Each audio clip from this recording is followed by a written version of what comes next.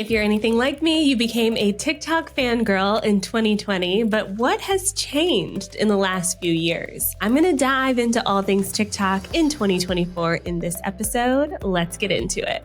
Before we get into it, this episode is sponsored by Riverside, which is the all-in-one podcasting tool we now use for our show. And y'all, they feel super luxurious. Riverside is the all-in-one podcasting and video platform that gives you studio quality recordings right inside your browser. And y'all, it's super intuitive and easy to use. Once your recording is done, you'll be able to automatically download separate audio and video tracks and edit it all within a few clicks. It's really very easy. So head over to Riverside and you'll get 15% off. That's 15% off using my code DREA, D-R-E-A, at checkout. But y'all, it's free to get started. So click the link in the show notes and get started today. If you're new here, my name is ANDREA Jones and I'm a social media strategist dedicated to helping you build community and connection using the power of social media so that you can make your difference in the world. And today I'm talking about TikTok. I remember when I first logged into TikTok in 2020, it was March.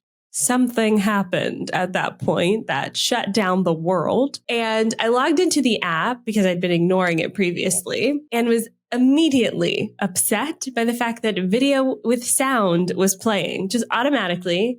I hadn't even created an account yet. And so my first experience with TikTok wasn't great. But since this is my job, and I felt like by that point, the interest in the platform had grown enough to where I felt I could study it, I committed to learning everything I could about TikTok and pretty instantly fell in love. And one of the things that I loved about TikTok then and that I still love about TikTok today is their algorithm. And their algorithm completely changed how many of our favorite social media platforms use micro video content pieces. So TikTok changed the landscape of social video. When we think about vertical video first on social, TikTok was one of the first platforms to do this. We had Vine before, but Vine was square videos, y'all. I don't know if you remember this. Vine was square. Instagram was square. TikTok was really the first platform that fully had a video that took up your entire screen outside of things like Instagram stories and Snapchat. So that was new. The other thing about TikTok was the low barrier to entry to creating video.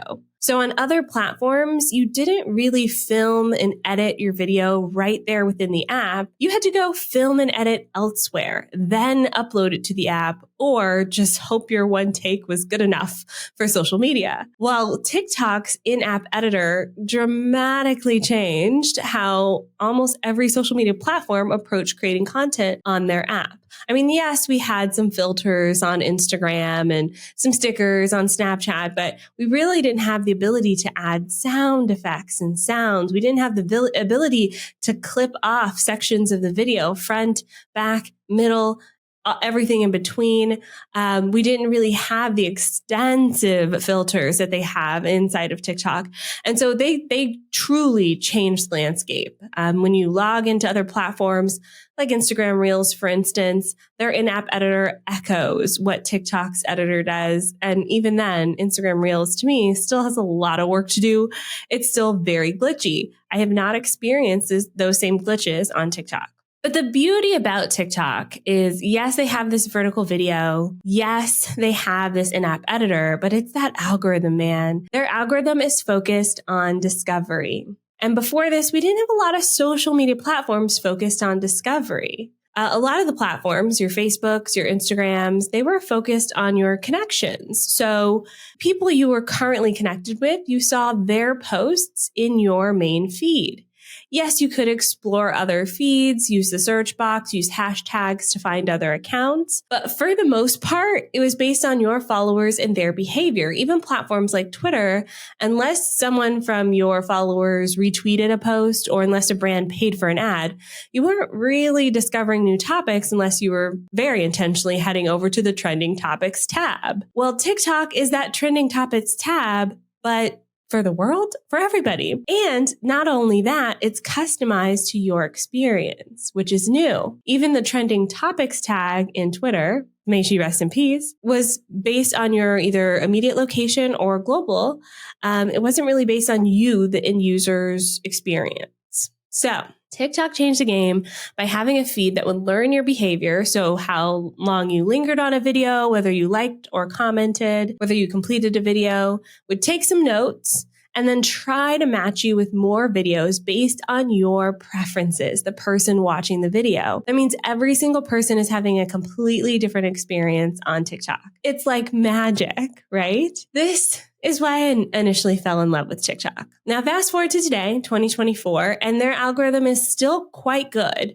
But a lot of social platforms have echoed it. So I personally don't feel the same magic in going to the app. In fact, I tend to spend more time on Instagram and Threads these days than TikTok because their algorithms have mimicked what was great about TikTok's algorithm, which is discovery, but then with Instagram and even Threads, a really nuanced approach to layering in the content from people you choose to follow. So that balance, I think, works really well to keep people on the app. I think when you have a feed full of posts from people you don't know, sometimes it can be harder to connect. But it also is like a pinball machine or going to the casino, because it feels like when you find that great piece of content, that diamond in the rough, you feel like you've won. Now, in 2024, TikTok still continues to lead the way as one of the most popular apps for discussing current events, trends, and just discourse on modern life. For example, right now, at the time of recording this, there's this, I think it's either 9 months or a year-long cruise. And I found out about it on TikTok because there's some commentary happening on TikTok. There are a few content creators on the cruise. And so I found out about this cruise on TikTok. I don't really hear about it other places, but it's one of those things that there's like a microcosm on this app of people discussing this particular topic. And I do think TikTok tends to lead the way in that regard. That being said, they're not as much of an industry leader as they were 2 to 4 years ago because these other apps are now starting to build discovery engines into their algorithms. I mean, last time you scrolled through Facebook or Instagram, count how many posts are from people you don't follow. It's a lot, right? So because of that, we are seeing topics bubble up to the surface. I will say though, Meta as a whole, so that's Facebook, Instagram, Threads, they do have much stronger parameters around topics. So for instance, the war in Israel and Palestine, some of those posts are getting quite suppressed on Meta. They're not getting as suppressed on TikTok. And so I do find TikTok has less stringent monitoring tools that allow for important conversations to still happen. So I do think it's the job of the social platforms to find that balance between we can't completely ignore that this is an important conversation and we can't put people's lives at risk and in danger more so than they already are. Now, since I released my first TikTok episode, which was actually in 2022, episode 151, it's all about should businesses be on TikTok? Things have changed. So in that episode, I do talk about my thoughts on why or why not you should consider TikTok. For the most part, I think a lot of it is accurate. However, things have changed on the app. So in this rest of this podcast, I'm going to talk about what has changed and what you could do about it. And of course, share my thoughts along the way. We'll take a quick break. And when we come back, we'll get all into the juicy goodness. Social media is constantly changing. I know that, you know that, but not all of these changes are pertinent to your business. That's why I created The Feed. The Feed is a private audio experience of curated social media news and updates that relate to your business. So ditch the overwhelm and download The Feed today. And no, this isn't a subscription service. Pay one fee and get access to our entire back catalog, along with every single episode we release in the future. Head on over to OnlineDrea.com/feed to start feeling like a social media expert today. All right, here are a few updates that TikTok has made that have kept things a little bit interesting in the app. The first one is that they're now trying to push for longer videos. So 2 years ago, when I recorded my first episode on TikTok, they were pushing for 10-minute videos, which is now a standard across the app. At the time of recording this, they're testing 30-minute videos and also some weird tests with vertical video. Now, my little asterisk to this is I rarely talk about tests because a lot of times these apps send it out to a small group of people, they test it, and they don't end up doing anything about it. And so it oftentimes doesn't make sense to talk about it at length. It's how I approach things like my feed private podcasts with my members as well, because I don't want to keep updating on all the tests these apps are doing. They're always testing. But I think these tests in particular are indicative of the way that TikTok wants to be perceived and how they're trying to move into longer form video, which I know as a marketer means they're just trying to sell more ads. I'll get to that more ads part in a minute. They added in other features like text-based posts as well. So you can almost share text. It's almost like a carousel post on Instagram where you can share text in those posts. They added in and then removed things like TikTok Now, which was like posting in a moment, disappeared after 24 hours, very much like Instagram stories or Snapchat.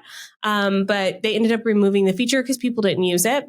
But that was one that was actually rolled out to everyone, and then they pulled it back, which is why they start doing these smaller tests. But the biggest thing is their focus on ads. And y'all, this to me is the single biggest thing that's ruining the app. And in episode 151 of this podcast, the episode where I talked about should businesses be on TikTok, the thing that I talked about what's working for TikTok is the lack of ads and lack of marketers ruining the platform. And 2 years later, we're inundated with apps. They have doubled up on ads in the feed. I don't know if y'all have noticed this, but when you're scrolling through the feed, you now get 2 ads back to back. 2 ads back to back that you have to skip before headed to the next one. And I'm like, this is a lot of ads, right? Not only that, they recently introduced in the past year in-app shopping, which to me is like a QVC experience where a video creator can talk about a product, and then you can tap on the screen and you can go and buy it right within TikTok. You don't have to go to any other place. You buy it right there within TikTok,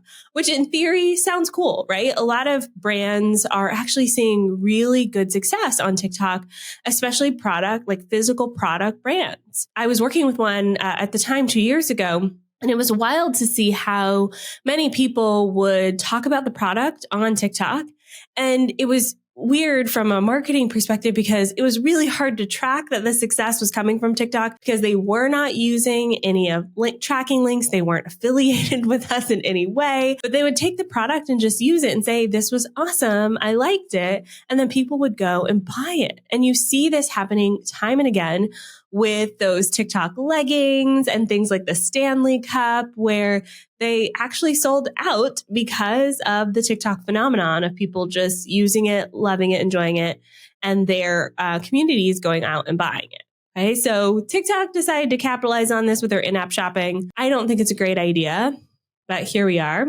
Oh, and I forgot to mention, during all of this, at the time, TikTok was also threatening to be banned from the US, which seems to be like hush hush now. Nobody's talking about it. They've changed some of the ways that they collect data slightly, but they still collect a obscene amount of data from the end user. But we don't really hear people talking about, is TikTok going to be banned anymore? It's kind of been swept under the rug. So let's talk about this in-app experience with TikTok, because I think the magic of discovery makes it a great platform. And if we feel like we're being sold to all the time, the atmosphere is gone. So here now and today, 2024, the atmosphere of the app has changed. It doesn't feel new and fresh and exciting anymore because a lot of the apps have the TikTok effect right there within that app. So if you're an Instagram girly, you're going to stick on Instagram because there's a whole feed that feels similar to TikTok. They've also doubled up on those ads, which again, super annoying. And it just feels like QVC. It's like when you fall asleep with the TV on and then you wake up and they're trying to sell you something that has like 3 payments of $39.99. I don't want to feel sold to. I want to feel entertained and delighted. And then I also find that the algorithm has changed slightly. Now, this is not unusual for apps. because it's a machine, the machine is constantly being edited by humans to make the experience better. But also in TikTok's case, it's being edited by humans so that they have certain posts that they inflate. This has been a theory that has not been proven, but certain people like Rosie O'Donnell started TikTok instant virality, right? There are certain people where I'm fairly certain TikTok pushes their posts out above others. That messes up the algorithm. So as a person who likes to hang out on the app, sometimes I feel like the algorithm missed the mark today. Add to the fact that there are more people producing content on TikTok today than there were 4 years ago. The amount of creators on TikTok has drastically increased, which changes the algorithm. And people don't talk about this when they talk about, the algorithm used to favor my posts and now it doesn't. It's not usually just I like you, I don't like you situation. It's usually I had 2 choices before, so I picked you. And now I have 30 choices. So the chance of me picking you, it just dropped dramatically, right? And so it's not necessarily that your content has changed or is bad. They just have more choices now. And as I mentioned before, the algorithm's goal is to keep people on the app, but it also has some ulterior motives with some of these posts that it artificially boosts, and it still wants people to stay on the app. So a lot of it is based on user behavior. If someone looks at your video and they keep watching it and they interact with it, then the algorithm's going to go, okay, we may show this more. But if people are watching your video and they swipe quickly to the next thing, well, then you're not going to see as much of that sweet love from the algorithm. So that means going viral is much more challenging on the app. In fact, in 2022, I had 4 clients go viral on TikTok. I haven't had a client go viral since. We've had some moments of success, but I consider virality to be at least 1 million views or impressions. And we haven't hit that since 2022, which to me just means there are more people creating content. And there's more options to be nuanced in your content. Plus, going viral isn't everything. I'm pretty sure I talked about this a lot on this podcast. I'll wrap up this thought with this Fortune article that one of my friends sent me, which talks about TikTok testing something. And again, not a fan of tests, but TikTok is testing the ability to make all videos shoppable. Yeah, every video. Even if you don't want to be QVC, they're going to use their artificial intelligence to look in your video, see what's in your video, your background, your outfit, your glasses, and then encourage people to buy that thing or something similar. And to me, that's a no-go. As someone who likes the app, if that starts happening, I think I would leave. That feels, number one, it feels like a little bit of a violation to me as a creator. I didn't give you permission for that. And the second is nobody wants to watch ads for fun. Outside of the Super Bowl, which even then, do we watch that for fun? I don't know. I think it's because brands make some of the most interesting ads, which don't feel like ads. That's why we watch them. Otherwise, we don't want to watch ads for fun. Nobody's signing up for this. So in the Fortune article, it says, some also say that the preponderance of ad-like posts from influencers is wrecking the experience. And my response is, no kidding. So this is why I'm platform agnostic, y'all. I talk about this on the podcast. TikTok is amazing and it definitely had a huge impact, but I'm not as much of a, yes, we absolutely have to be on TikTok today kind of person as I was 2 years ago. And I think that is accurate. I think that's accurate with how the app is behaving. 2 years ago, my clients on TikTok saw much different success than today. We still post to TikTok because we're creating this beautiful content and we want as many people to see it as possible, but it's not a magic bullet like it was 2 years ago. It's got more junky. And one of my friends was saying this may be the ruination of TikTok. Time will tell. And I know that choosing the right platform can sometimes feel like a moving target. But that's my goal here on this podcast, is to help you make the right decision for here, now, and today, because it's going to change again 2 years from now. And I'll still be here talking about it. Thank you so much for listening to the show. I'll be back soon with another episode. That's all for today. Bye for now.